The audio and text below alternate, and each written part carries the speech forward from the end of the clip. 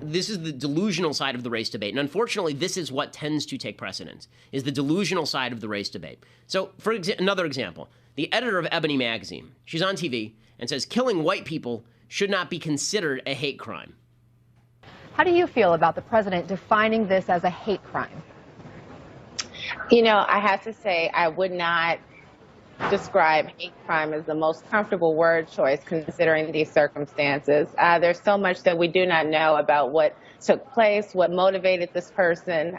We only have the one account of law enforcement. We haven't had the opportunity to really look into his history in a meaningful way. When we use a phrase like hate crime, we're typically referring to crimes against people of color, people of various religious groups, LGBT people, people who have been historically attacked, abused, or disenfranchised on the basis of their identity. To now extend that to the majority group and a group of people that has a history with African Americans that has been abusive, and we can apply that to either police officers or to Caucasians, I think gets into very tricky territory. So I'd be curious to know if he was referring to this as a hate crime because he singled them out by race or attempted to single them out by race, or because they were police officers. Okay, it's an amazing statement, right? There can't be a hate crime against anybody except black people. This is an extension of what we saw Mark Lamont Hill say a couple of days ago: black people are incapable of racism. Right? You can't have a conversation with this. You can't. Because now you're suggesting that anytime a black person kills a white person on a racial basis, there's nothing there. We just have to pretend that nothing happened. You can't have a conversation about that. If you hate white cops, then it's not because you're a racist. It's just because you hate white cops. This is insanity. But this is the delusional conversation we have, and it's all over the TV. All over the TV. Here's another TV host. This one I think is the former Miss Alabama. She actually the other day called the Dallas killer a martyr. So she had to come out yesterday and acknowledge that and apologize for it.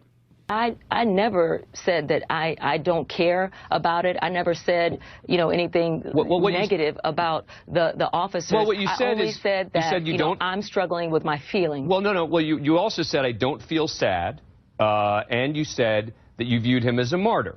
So you've got to be able to understand why people are really angry at you, no? I do. I understand. The word martyr is what the headline said and what people have been holding on. And I understand that the use of that word really triggered people. Of course, you know, I was very emotional at the time, and I could have chosen a different word. I mean, that I definitely don't agree with. But, you know, we're all human. I'm not perfect, and people say things, and so things are taken out of context all the time. So I keep explaining to people that the word, I wish I had chosen another word. I just have to take responsibility for the word I used at that time, and I take responsibility for the use of that word. But the context in which I was thinking about martyr was for the definition. If you look it up, it says a person who dies for his belief. I keep telling people, Micah Johnson is not a hero. He's not a martyr to me. I don't believe in a cause that calls for the killing of individuals. So, yeah, in hindsight, I look back and I could have used a different word, but I definitely didn't use that word to raise him up, glorify what he did, or condone any actions. Of course, she meant to glorify and raise him up. And this is the problem, okay? Again, it's this delusional sense that you're talking now about a black guy who murders white cops for no reason. For no reason. They didn't do anything to him. For no reason. And he's being called a martyr. And again, this is common, folks. It's common. It's not a fringe thing. This is endemic in the roots of leftist ideology. Here's another one. An HLN guest comparing the Dallas cop shooter to a kid punching a bully. Oh, the kid's fighting back by murdering innocent people. I want to put this in terms that the youngest person in your audience can understand.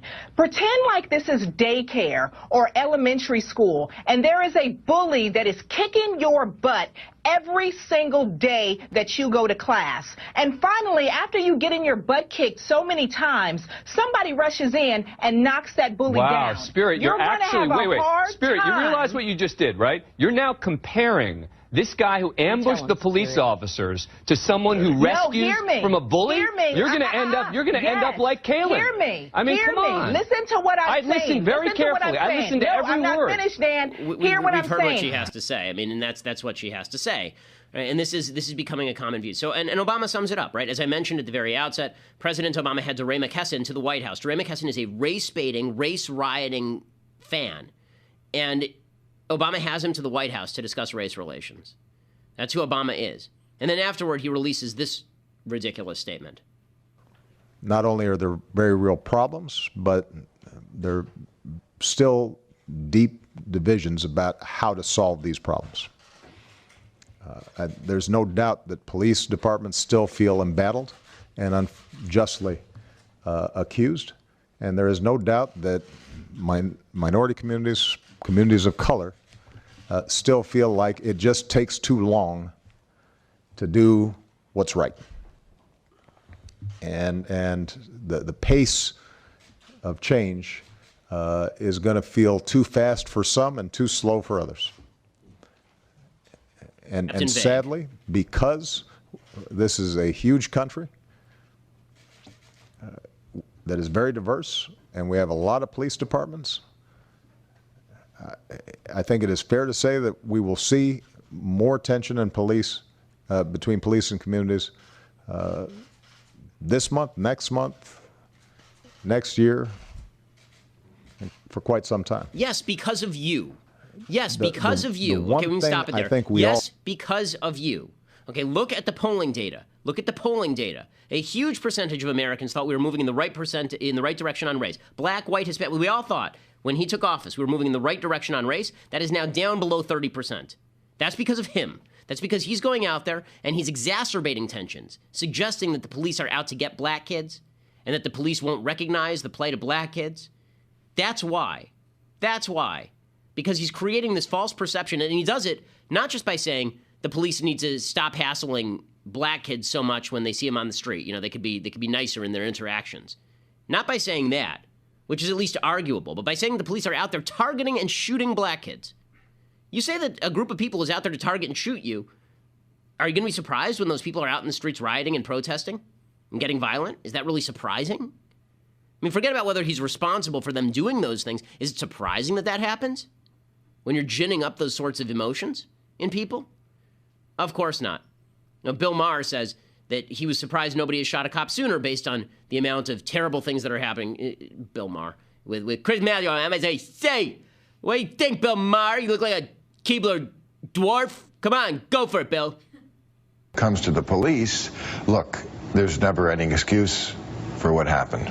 For shooting a policeman, of course, we all condemn that. There's no and ifs or buts. I don't condone it, but I do understand it. We have You understand that guy? Well, I understand the motivation, yes. I mean, how many videos can you see? How many years can go by when this is going on, when black people are brutally assaulted? I mean, the last one, guy was just right on the ground, and he put a slug in him. I'm surprised somebody did not fire back sooner. Okay, I'm surprised somebody did not fire back sooner. I missed it. When did these cops shoot at Micah Johnson? I missed that part. I missed the part where they were shooting at him and then he fired back, where they were assaulting him and then he fired back. I missed that part. I missed the part where Alton Sterling wasn't resisting arrest and didn't have a gun in his pocket illegally and probably reached for the gun. I missed that part. Right? But again, this is the part where the left oversteps its boundaries. They're not making a case that's real. They're not making a case that's honest. And I do love the reason I laughed there is because I love the statement from Bill Maher where he says, shooting cops is bad. No ifs, ands, or buts. But... And then he proceeds to give you why he understands why people are shooting cops. I mean, it really is amazing stuff. Okay, so that's the delusional side of this debate, and that's the debate that's being had, is with the delusional. The people who think that cops are out there, they get out there every morning looking to kill black kids. Right? That's the part of the debate. And Obama's pushing that, right? Obama's not pushing the idea that low-level use of force against black people who are innocent is too prominent. That's not the case that he's making. Right? Even that would be a controversial case. But that's not the case he's making. He's making the case that there's a systemic racism that results in a disproportionate number of black people going to prison. False. And that, number two, a disproportionate number of black people are being shot by police. False. So he's saying two false things instead of one thing that may be quasi-true. Here's the thing that's quasi-true, okay? Tim Scott, black senator from South Carolina, right? And he gave a speech on the floor of the Senate yesterday in which he talked about his experience with racial profiling, with what he thinks is racial profiling. So here's the senator. I want to go to a time in my life when I was an elected official and share just a couple of stories as an elected official. But please remember that in the course of 1 year, I've been stopped 7 times by law enforcement officers.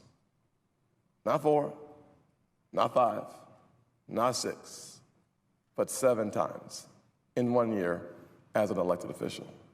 Was I speeding sometimes? Sure.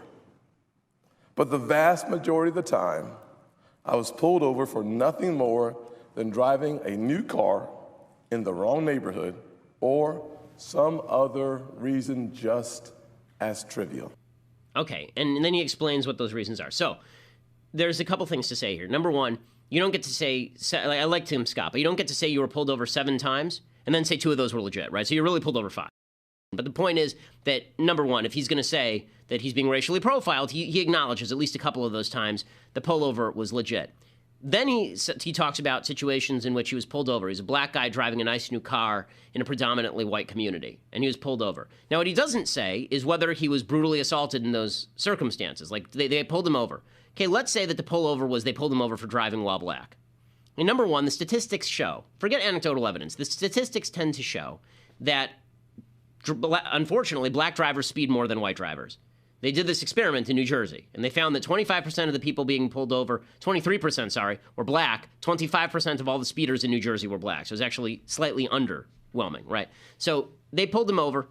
He doesn't explain what happened that was so terrible. He gives one example, I think, Tim Scott, of him coming to the Capitol building, and he has his senator pin on, and the guard says, "I want to see your ID." And he says, "Well, why?" And he says, "Well, I recognize the pin, but I don't recognize you." And he says, "Well, that's racist."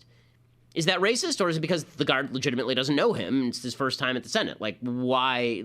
That seems, again, if you name the officer and you name what he did wrong, then we can actually fight officer racism. If you just name things where you are perceiving racism where it may or may not exist, it makes it very difficult to fight it. So last night on CNN, there was one of these town hall events, and a former Chicago Police Department officer who's black got up and started talking. And it's really interesting because he's black, so he says he's experienced it on one end, but he's also experienced it from the other end. And I think this is the kind of conversation we need to be having. Here's the cop.